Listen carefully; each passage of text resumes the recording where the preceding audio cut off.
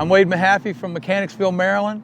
We're here in Ocean City as part of the cruising event 2020.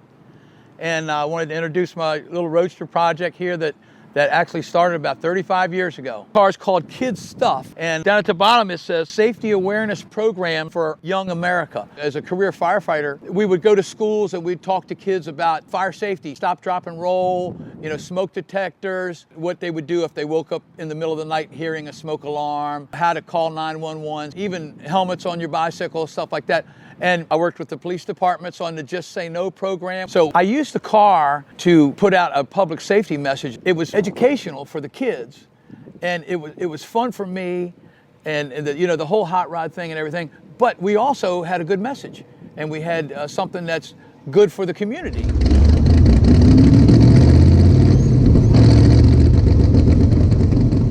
So when I designed and built the car back in the mid-'80s, I wanted to build something that I could have fun with, but also mechanically do maintenance on the car myself. So I built it so that I could take all of the body off and not require two people to do it. So I split the body down the center, and it's Zeus together, and it all comes off, and I can basically take all of the orange off and put it in the parking lot in just about 5 minutes. And at the same time, I narrowed it 6 inches. So it's 6 inches narrower than what a standard fiberglass body is for these type of cars. In 1990, we started doing the World of Wheels type shows.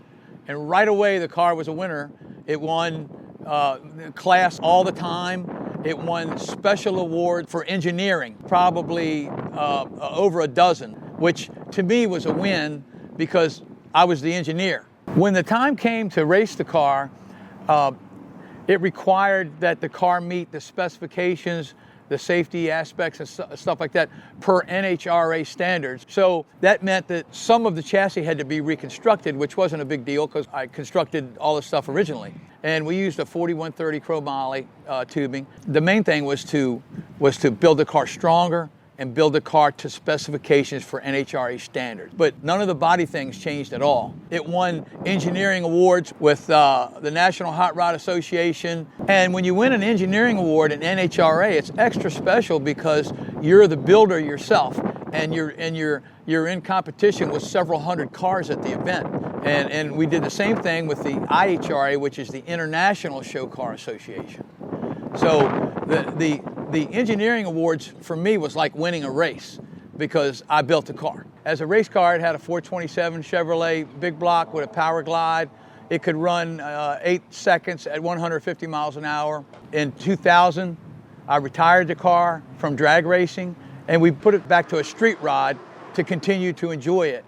I wanted to make it simple to get in and out of like a Jeep, so it doesn't have the funny car cage anymore. We put a 5-speed Tremec in there. It uses a small block 383 Chevrolet and 410 gear in it with overdrive. So I can usually run the speed limit at just over idle, maybe 1,500 RPMs or so. So it's been an evolution over 30 years to do different things with and having fun in all of it.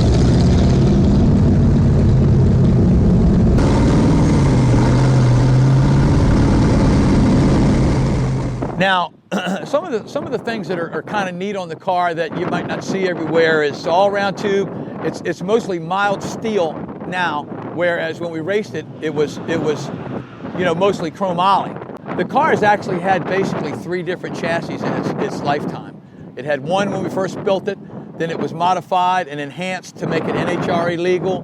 Then after it retired, it was reduced. An example of that is it had a chromoly funny car cage. Now it has just a couple loops, and the reason I did that was it makes it easier to get in and out of the car for me as I got older. Instead of climbing down inside a funny car cage, now I can just jump in it like a Jeep. The air dam thing was something that we had for the racing thing to try to get air from going underneath the car too much. The fenders, they have the louvers on there because the car is at speed. This car could run 150 miles an hour in a quarter mile. And what would happen is sometimes the fenders would try to pick up, but the louvers back there, that allows some of that air to get out from being trapped underneath the fenders and stuff like that. Now the hood and the scoop, that's all one-off stuff.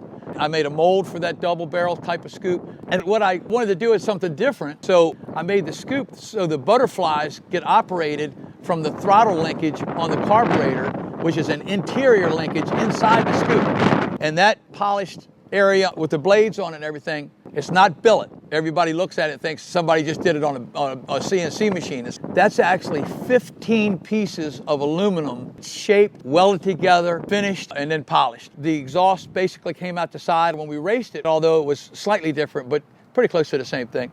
The back tire that I used as a race car was 15 inches wide, and it was 33 inches tall.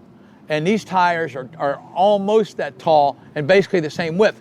And the funny thing about this car from behind is there's barely enough space to put a tire width in between the two tires. That's how wide they are.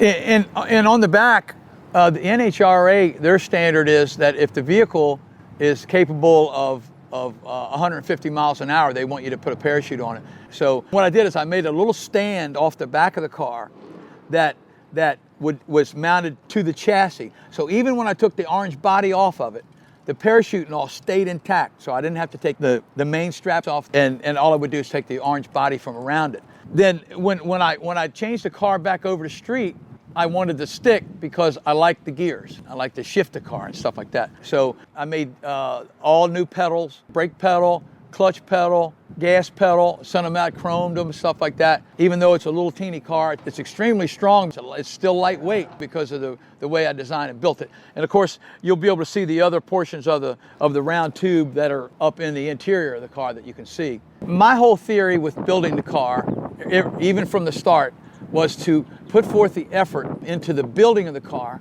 the less I have to worry about working on the car. Right now, all I do is put gas in it. I changed the oil. It's had 2 sets of plugs in it since 2006. So there's really no maintenance now. So anyways, there's the car. It's metamorphed a few times, but it's been a piece of the family or a piece of me, and I love it. And I'll catch you next time on Bangin Gear.